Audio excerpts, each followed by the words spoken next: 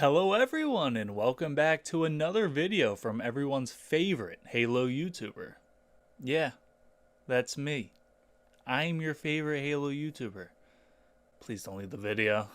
I wanted to come at you with a more open-ended discussion today.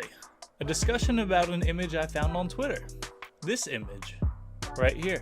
This image was originally tweeted by CRISPR Storm, so give him a follow if you want to join in on the discussion. But he has a few critiques of the Halo Infinite HUD that I thought were pretty interesting. The first being that the bullet trails are very excessive. You may have noticed this during the campaign reveal. I feel like I noticed it, but I didn't really put much thought into it, which leads me to think that it's not really a big deal, at least for me. Bullet trails were definitely noticeable, but I wouldn't call them distracting. I didn't really notice them back then when I saw the gameplay trailer, so I'm gonna give them a pass for now. But the thing about bullet trails is that they seem to insinuate projectile weapons, right?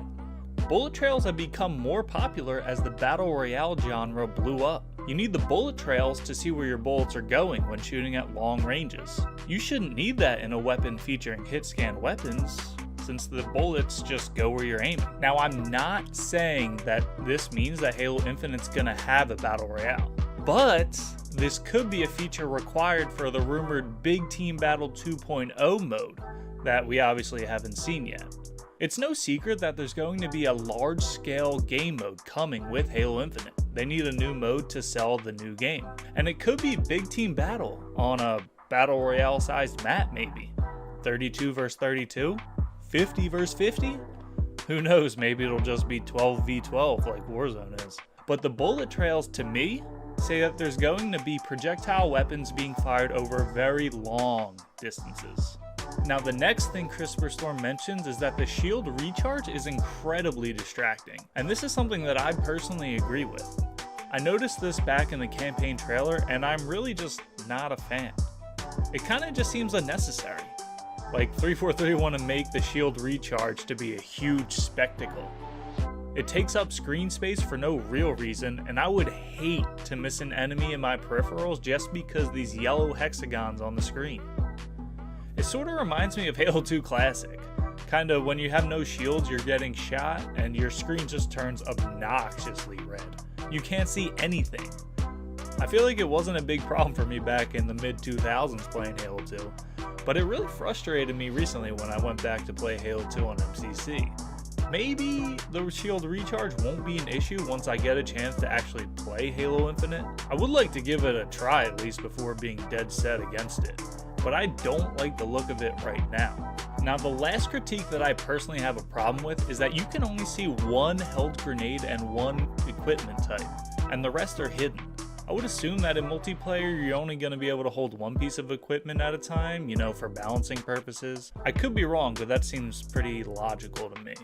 But not being able to see if you have multiple grenades seems like a huge step backwards for me. Literally every Halo game has shown you every grenade that you have and how many. And I think it's pretty vital information. In the flow of a multiplayer match, there's obviously different times that you may want a frag grenade versus a plasma grenade.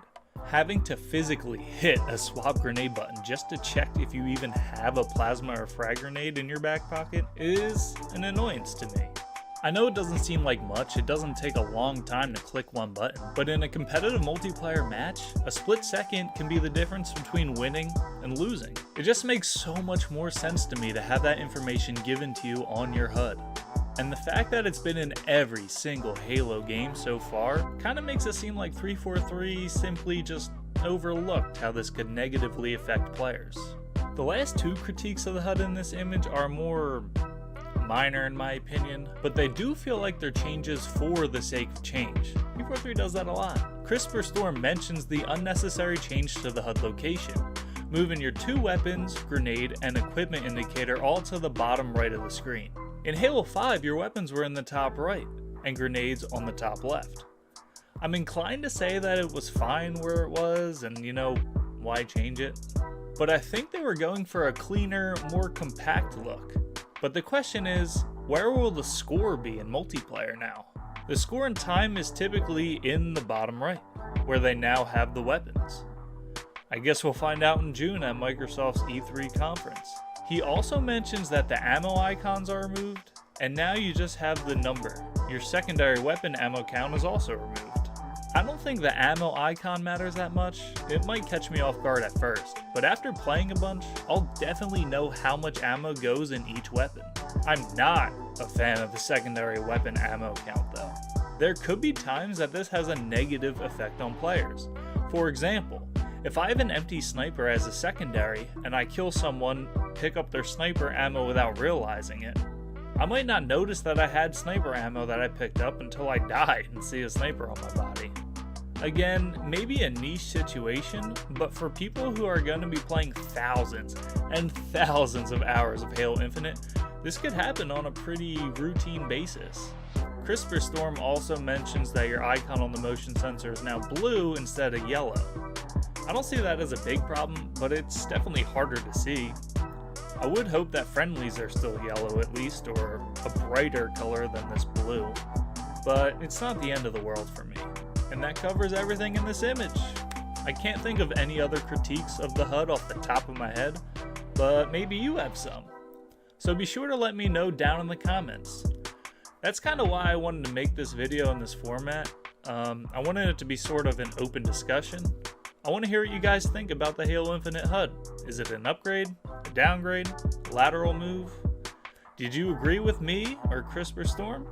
I know he got a lot of backlash on Twitter saying that he's just being nitpicky, and I can see why that's the case, but I also think he brought up some legitimate concerns. So let me know what you think. And as always, I appreciate every single one of you who made it to this point in the video, and I hope to see you in the next one. Later.